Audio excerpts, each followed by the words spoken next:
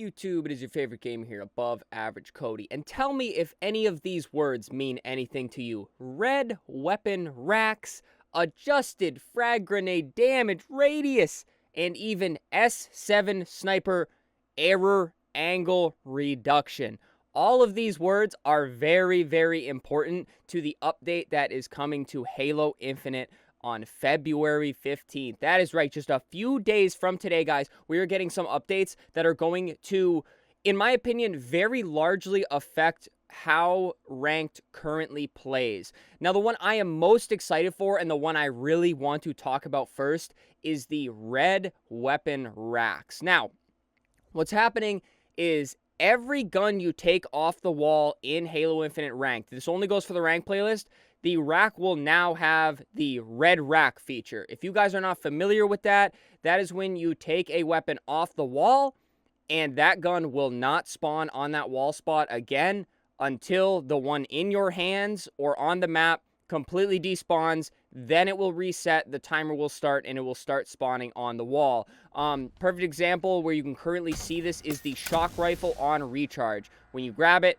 it turns red, it's a red bar, it is not respawning until the one you just took off the wall despawns. Now, this will go for every single weapon on the map. Commando, sidekick, plasma pistol, pulse carbine, you name it. If you're picking it up off the wall, guys, it's going to have a red weapon rack. Now, why is this so important? Why are they even doing this? The sandbox in Halo Infinite is loaded. There is a lot of different weapons, and there is a lot of different weapons that pack a massive punch. I'm looking at you, buffed commando and plasma pistol. The things are crazy, guys, and what happens is you can literally grab one, and then you can sit at the rack with your team until another one spawns. Now you have 2 commandos. Until another one spawns. Now you have 3 plasma pistols. And that leads to a lot of overpowered gunfights, and the team that is not getting the advantage of this out of the sandbox is at a competitive disadvantage in that game. And it becomes kind of annoying when the starting gun has always been such an integral part of Halo competitive, and now you have such a giant sandbox, and a sandbox that spawns these very powerful weapons so swiftly. It leads to just a very strange game and a very crazy game, and frankly, an annoying one when you are dying to these power-packed weapons so often. Now, the red weapon rack will limit how many of these weapons are on the map, how often they're on the map, and more importantly, how long somebody can survive and manhandle a team with these seemingly power weapons, because some of these guns are very, very strong and they're spawning just so often, guys. So it helps to balance.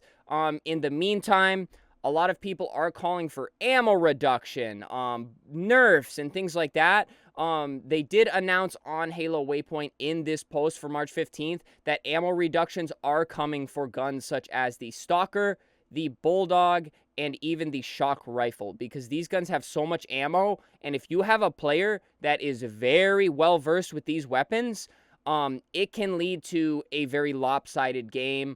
And frankly, even when our team's talking about them, guys, we very much treat these like power weapons. So these are all very important things to come into rank to make it much more competitive. If you guys want to hear more about red weapon racks, guys, I'd love to do a whole video on it, because I think it is going to significantly change not necessarily how the games are played in Halo Infinite Ranked, but I think it's going to change how they play out, and it's going to change the overall gameplay in terms of the majority of kills coming from the BR. And not only that, people are going to be focusing these weapons a little bit differently now that they do not spawn up every so often. For example, on Aquarius, every time you spawn up, there's a commando on the wall. Don't expect that to happen quite as often now with this new update. Now, next up, guys, the frag grenade damage radius is being reduced, and I have my notes here just to confirm I have this right. The radius reduction is going from 2.7 world units to 2.5 world units. Now, people have been complaining about the grenades since the beginning of Halo Infinite. They did nerf the explosion timer ever so slightly in a previous update, I believe with the winter update, and now they are lowering the damage reduction. This makes grenades much less forgiving, and it makes grenade throwing, in my opinion, a much more important skill that you have to learn. Because in simple terms, guys, the grenade is going to have to be closer to the enemy to deal more damage to the enemy. They're less forgiving in terms of if the grenade's a mile away, you're not doing quite as much damage. So just keep that in mind. Post this March 15 update when you are throwing grenades. And if you're having trouble getting grenades close to the enemy and you've been dealing a lot of damage with them, you may have to take a couple extra steps to improve with the frag grenades in Halo Infinite. And now, next up, guys, the S7 Sniper is having its error angle reduced by 30%, its error angle minimum reduced by 55%, and time to reset bloom reduced by 20%. Now, I'm not a professional when it comes to error angles and magnetism and all these crazy things that and mechanics that Halo guns have behind the scenes that we don't even think about when we're playing the game. But guys, this is basically going to make the sniper more accurate when you are hip firing it. So these error angles go for when you are hip firing. So when you shoot, say, perfect example, it happens quite often, your reticle appears to be right over their head as you are dragging it over the enemy. But you see the bullet go to the right, to the left, over, or you get a body shot, or you just feel like you're missing entirely when the reticle is right over them. That is the error angle. And believe it or not, the error angle in this game, from what I'm reading, is actually the same as it was in Halo Combat Evolved and Halo 2. Don't quote me on this, but this is just what I'm reading. And players are basically requesting that it become easier to hit the no-scopes in this game. Personally, I think a lot of it could be desync and things like that. Again, not a professional on the matter, but basically they're going to make it easier per se, or less chance of error when no scoping with the sniper, which is going to be nice for anybody that's been struggling with it. Next up, guys, some more little small things coming in the update. They are improving the UI for SR gains and losses after ranked matches.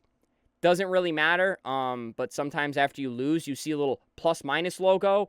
They're just making it clearer so it's more obvious whether you are gaining rank or if you are losing rank, and some other bug fixes, various client and server stability improvements. No idea what this means or what specifically this is targeting, but I really do hope it's for crashes on PC. I really do hope so, guys, and you know why if you watch the live stream. Streaming 5 times a week, by the way.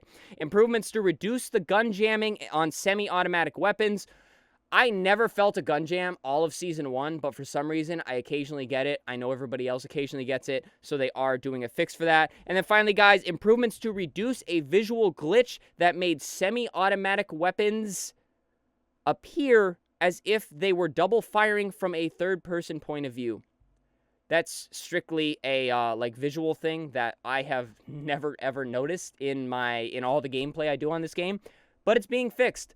But alrighty, guys, that pretty much covers all of the things coming on March 15th. This is just very important stuff that they did not want to wait until Season 3 on March 7th to release. And I think that's great, guys. They're pumping content out to us as it's ready to go. That's what they promised they would do. And like I said, these are very big things that I think will affect the way ranked currently plays out in the game, and I'm excited to see what effects they have.